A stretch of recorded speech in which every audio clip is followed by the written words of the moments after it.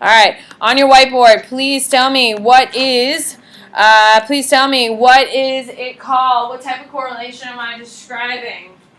My husband buys me flowers every week, and because he buys me flowers every single week, I make sure I do the laundry. Every time he does flowers, I do laundry. What is that? Good. Sadly, I regret it. It's true. Chris, what is it? Positive correlation. On your whiteboard, please tell me, is this a correlation or causation? Every time I eat ice cream, I have a tummy ache. Correlation, causation.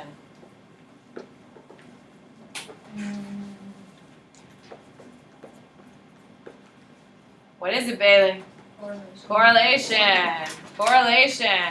Unless I tell you I've been diagnosed lactose intolerant, guess what? It's always going to be a correlation until you have that proof. Does that make sense? Mm-hmm. Make sure you know. Yes, ma'am? Does it have to apply to everybody? Every time I eat ice cream, so it affects me. On your whiteboard, is this a correlation, causation? Girls love diamonds. Ugh. Like sapphires or yellow diamonds. Good. Brogan, what is it? Correlation. Some girls don't like diamonds. Okay? I like emeralds too. On your whiteboard, please tell me, what is this a correlation, causation? If I don't do any of my schoolwork, I fail.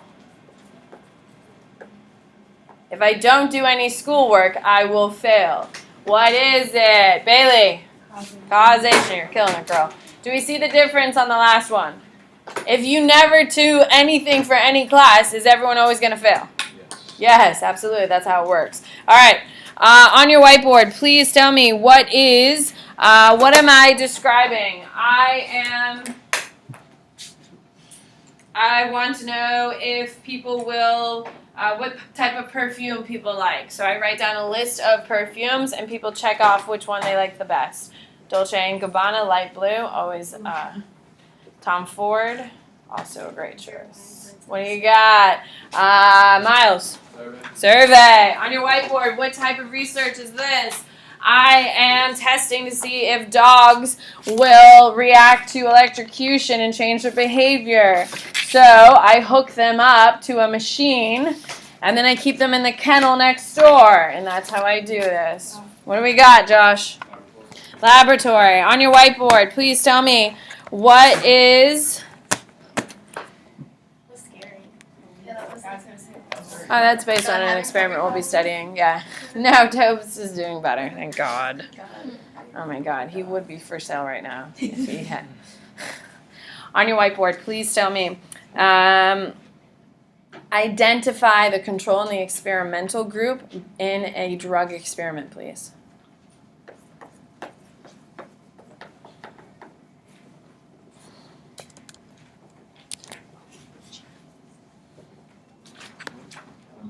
I didn't see it.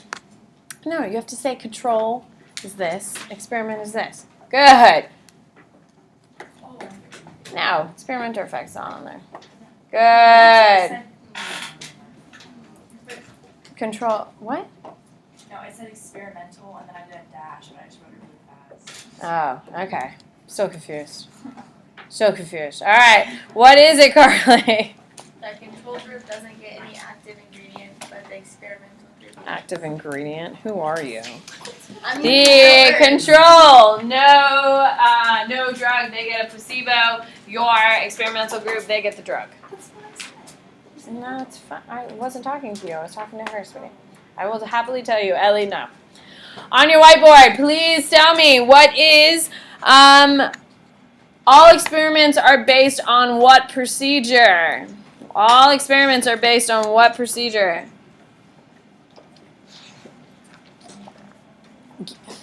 What is it, Rochelle?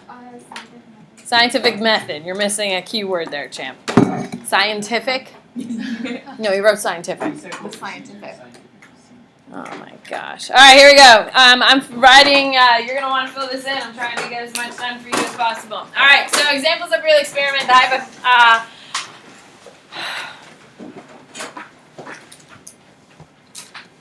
All right, independent, dependent variables. I think we've gone through, correct? All right, I'm skipping that. I don't want to deal with that crap. That's stupid. Don't want it. All right, experimental control we've covered, yeah? Yeah. Okay, because I want to do more reviews, but I got to make sure I cover my content. Okay, did we get to single blind, double blind? No, I don't think so. What do you got, Chris? Perfect. Why is it on the floor? All right, pass it to Miles, who has my outlines. Please. All right, here we go. So when we talk about experiments, there's two major, thank you very much. There are two major type of experiments that you need to know, a single blind and a double blind. Now, in a single blind test, okay, what that means is that your experimenter, okay, hands drugs, and it's easier to deal with drugs on these types of experiments, to participant. Okay? So in a single blind test, I have just created a drug for fat weight loss, okay? I am going to give it to each of my participants. So as the experimenter, do I know who is in my control and who is in my experimental? Okay? So the experimenter knows who is in control and experimental. Okay, so I know who is in each group. Now think about it. If I just came up with a drug to cure weight loss or solve the weight loss problem, am I financially invested in this outcome of this experiment being really good? Yeah, absolutely. Would I have bias as the experimenter? Yeah. I'm sorry, if I had a drug that I just developed that could be worth hundreds of billions of dollars, okay, do you think I'd be financially interested in making my money? Absolutely. So, if I know who is in my control group and who is in my experimental group, do you think they're going to have the same attention? Do you think the experimenter is going to be really kind to the control group or kind of be dismissive? Do you think that my experimenter is going to be incredibly kind to your experimental group and really do as much more for them as possible? Because the more the experimental group loses weight, guess what? His prices, his value to his pill is going to go up, or my pill is going to go up like crazy. So, in a single blind test, do we have a lot of experimenter bias? Yes, that is the biggest thing. There is a lot of experimental bias. Okay, so if the experimenter knows, they can kind of control it and they can manipulate it. Okay, now in order to kind of, or the experimenter effect is the same thing as experimenter bias, by the way. Now on your focus, it says double blind twice. Yes. Yeah. Make one of them single. Okay, now the experimenter effect is when the experimenter's expectation of the study interfere or influence the results of the study. So if I knew I had $1 billion drug in front of me, I am probably going to show favor with the experimental group than I am the control group. Will that affect my results? Hello? If I'm treating, when people treat you like crap, does that make you super responsive or completely dismissive? Absolutely. If you came in every single day and I was just like, please stop talking to me. Okay, do your things and get out. Would that make you work hard for me or would that make you reject? Reject, absolutely. That happens very commonly in experiments where we have a single blind study. Okay? Now, some experiments we can understand it makes sense to have a single blind study, correct? Your favorite cookie, chocolate chip, do people prefer chocolate chip over sugar cookies? Does it really matter if the experimenter knows in that one? No. But all of your big experiments, it does. Your next one is double blind. Now, double blind, okay, so your experimenter,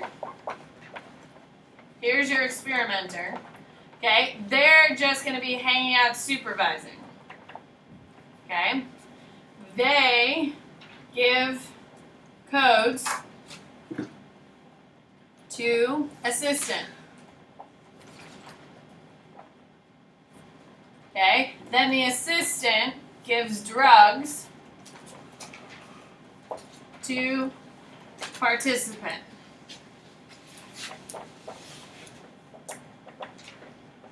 Okay? So, who has removed themselves from dealing with the control in the experimental group? Experimenter. So the person who knows who's on what side is completely removed. Does this, gives it to the assistant? Does the assistant know who's on what team? No. So are they going to be unbiased? Yeah, they are. They don't know who's on what side. Okay, this drug could be worth potentially billions of dollars. I don't know if you have the good drug or you have the placebo. I have no idea, so I'm going to treat you both kindly. Or I'm going to be completely dismissive to every single one of you. But is there any bias? No. So, a double-blind study means both the person handing out the drug and the person receiving it don't know. Don't know if control or experimental. Okay? This eliminates bias. It eliminates bias. So, the best way to conduct a bias-free experiment as best you can is what type? Double-blind. Double-blind.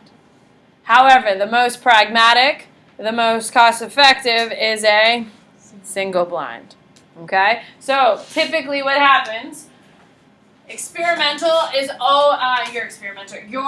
double-blind is always used on drug tests. The FDA only does double-blind.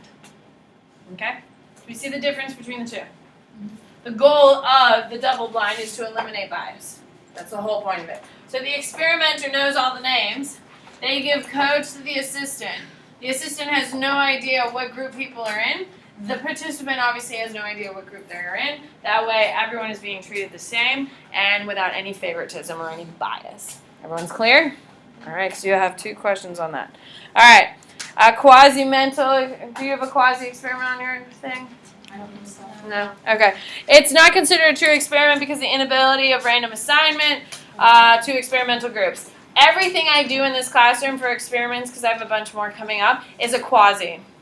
It's a fake experiment. I haven't controlled much things. I haven't done a population. I'm not limiting. I'm not doing all that stuff. So every time I do an experiment, it's quasi. We're going to be doing an experiment on freshmen here coming up. Thank God. I love doing it because freshmen are morons. And I always get my results of 66% every time. So I look forward to doing that every single year, but that will be a quasi-experimental because I haven't done a full-on population. I haven't done all this other work. Everyone's clear on that? Okay. So when you're like, well, Miss Bennett, you didn't do it. This is not a real experiment. Yeah, I know.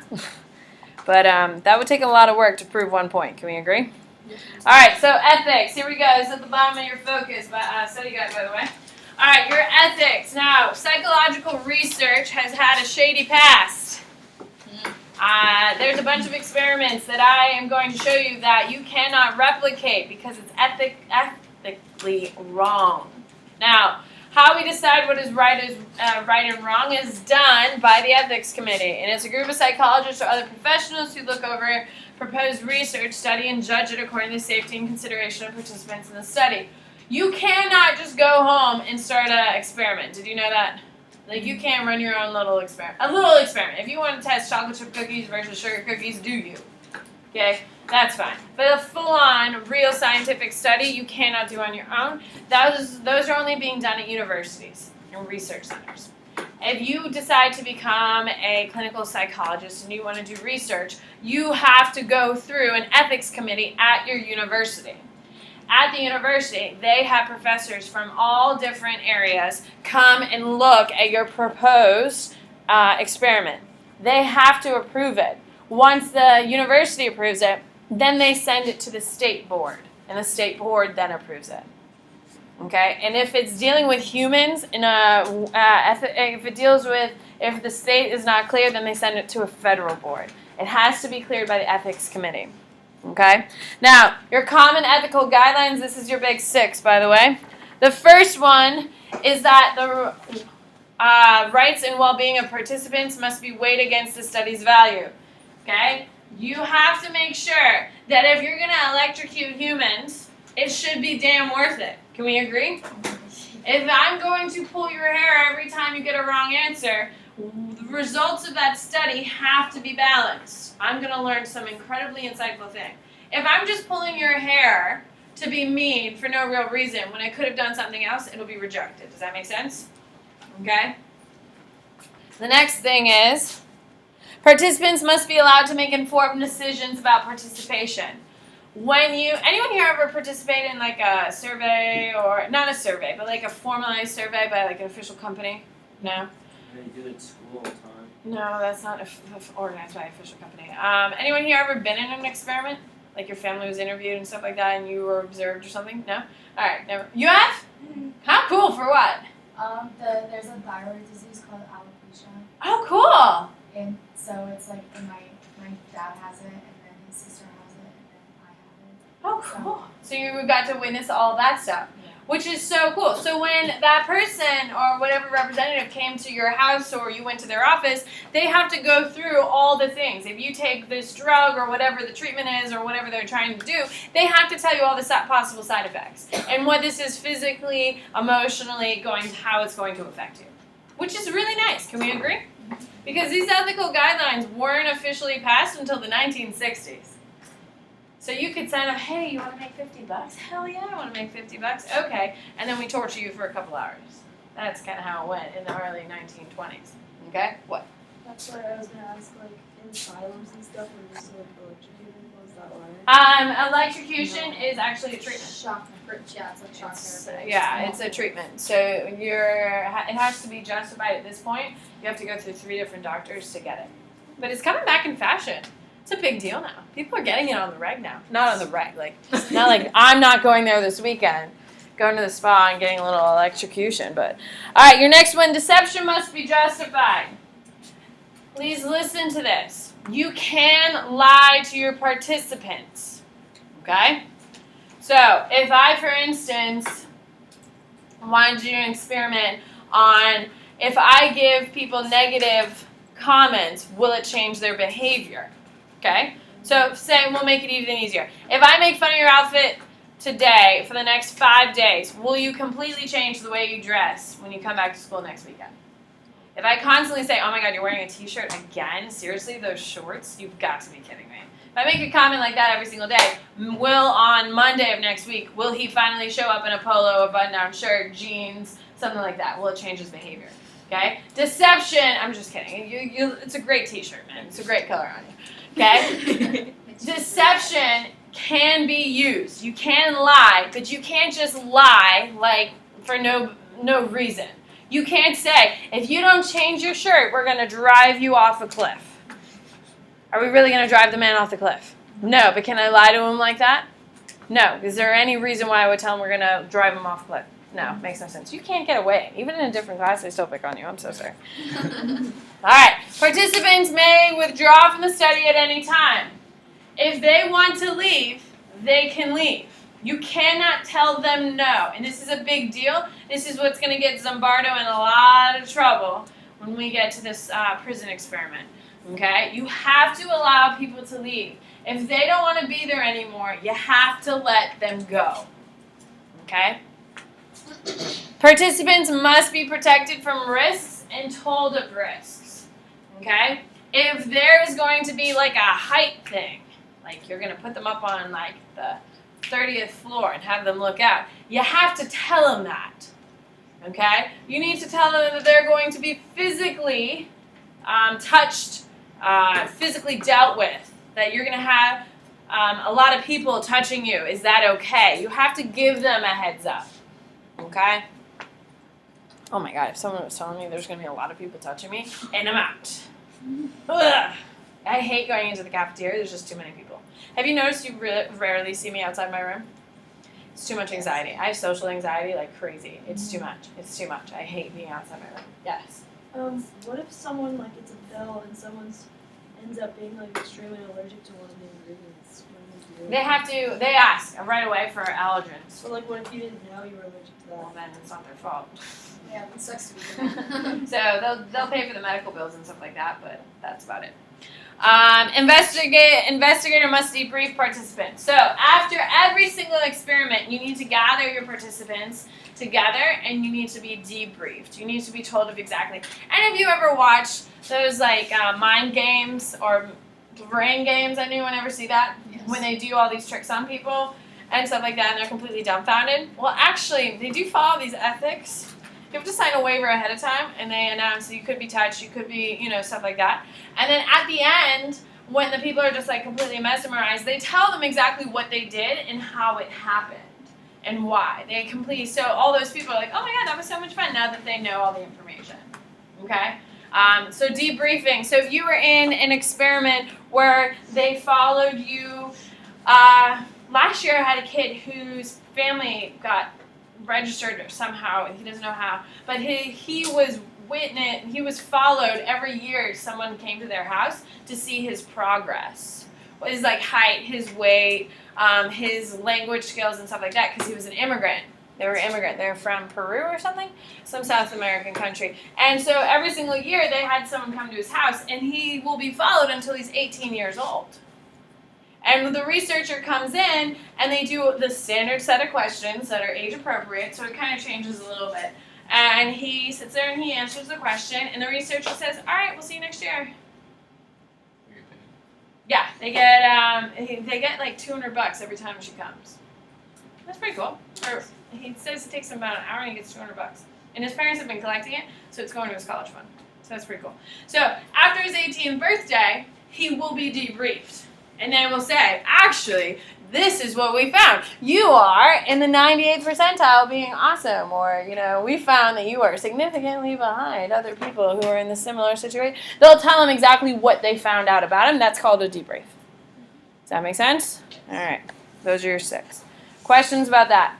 If you break these ethics, these code of ethics, you are brought in front of the APA, which is the American Psychological Association, and you will be it's not barring, because it's bars but they take away your license, and you could face jail time.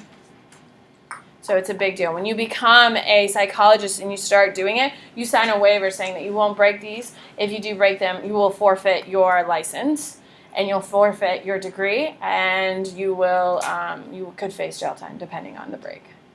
So it's a big deal. It's taken very seriously, which is why, give me 2 seconds, Lily, which is why when we cover experiments, I will explicitly say, you cannot replicate this. Do not go home and do this to your brother or sister. Even though it will be tempting on a couple of them, I'm not going to lie. Because it's against the law. Lily. There. Oh, can you write the last one down?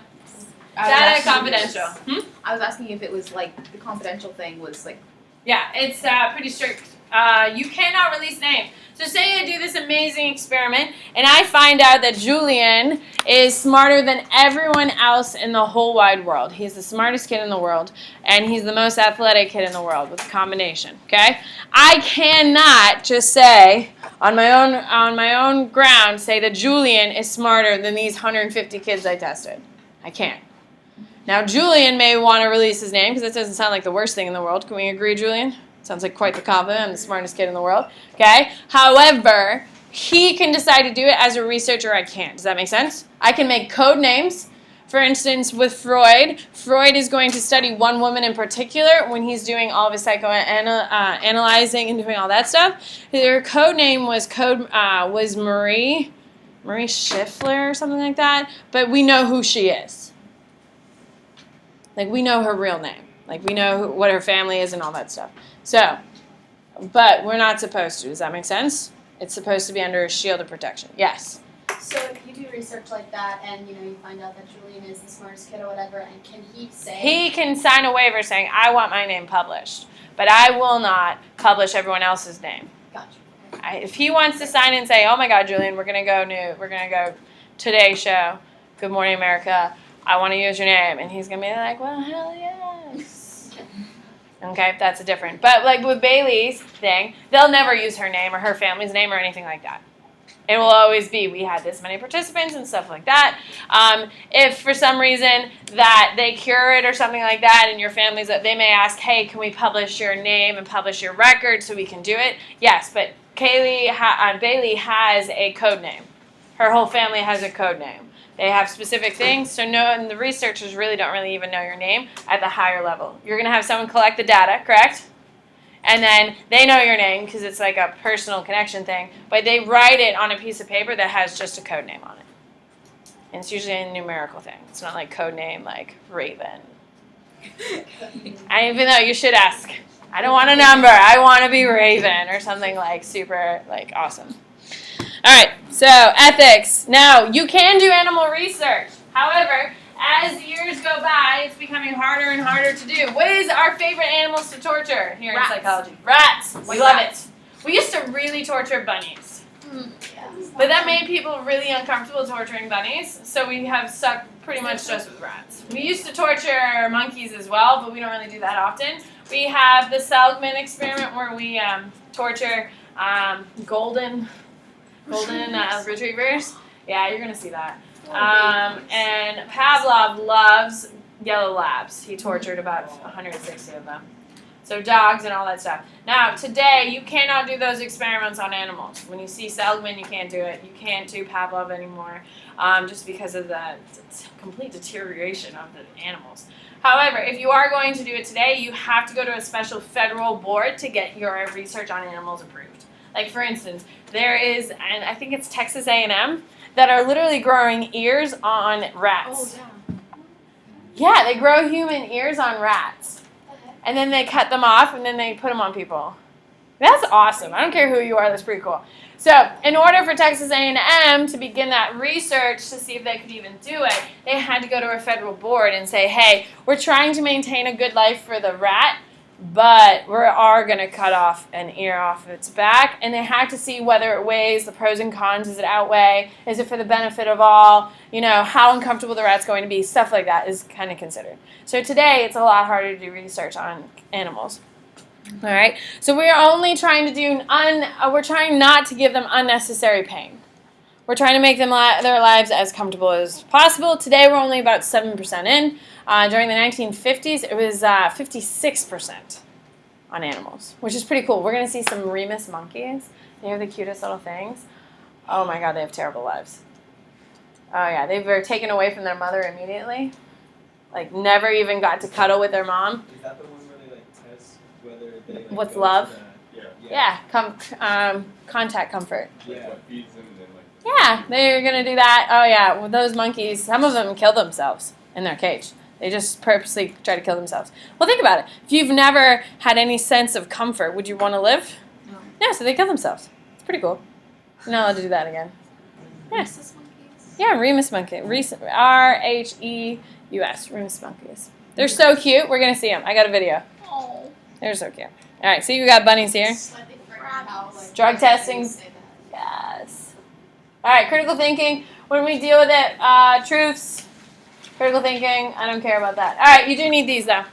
All right, your pseudo-psychologies. This is a system of explaining human behavior that are not based on scientific evidence. You do need to know this. It's somewhere on there. If not, I would take a quick note down because I know there's one question on this. It was not. It's in your outline? Perfect. All right. Phrenology. Oh, my God. I almost bought one of these. It was at TJ Maxx. TJ Maxx. I love TJ Maxx. No shame. Oh, it was at Home Goods, actually. Love it, too. They had one, and I was like, oh, my God, it'd be so cool if I had it. But it was like $50 at TJ Maxx. It's finding the bumps on your head. Have you ever had someone do that? No. Oh, you have a bump right here. Oh, you're going to have a long life. No, it's like palm reading and stuff, right? Like Yeah. all graph- They sell Yeah, like that's palm right. reading ones like everywhere. Yeah, if you want to take a picture of this as you go, you're more than welcome. It's also on my YouTube video. I would watch my YouTube video tonight, I'm just going to say. Analyzing handwriting is one. Sorry, I didn't mean to, I like your necklace. So pretty. Reading palms, that's definitely scientific. Goodbye.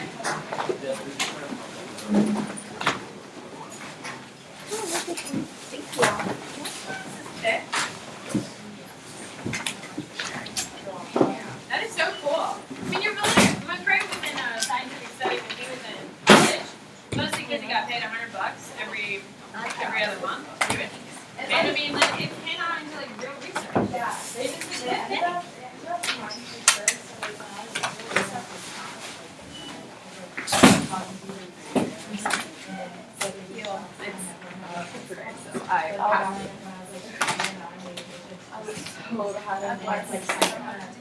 A glass. Just think about how many people's lives you have improved.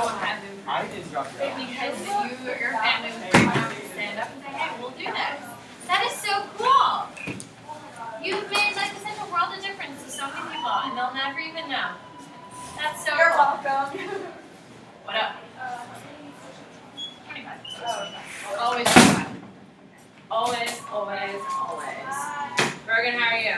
Good, how about you? Struggling. You ready for tomorrow? Yeah, it should be fine. Your enthusiasm is overwhelming. What? Your enthusiasm is overwhelming. No, I just like bombed the first one. So. That's okay. Now you have a better idea what to expect, I correct? know, I bombed my first AP World Championship last year. There you but go. I did good on the AP exam. So There you go. That's all that matters. So if you now you know what to expect, you know what to look for, and just making sure. Did you watch my YouTube video last week? No. I would check that out Alright. because you seem to like the kind of conversation things a lot more, and I think those seem to be from only a couple weeks with you. You seem to enjoy that. That's what the lecture is kind of like. Okay. All right, ladies, darling. Have a nice day. Okay. You too. Can I come after school and finish the makeup?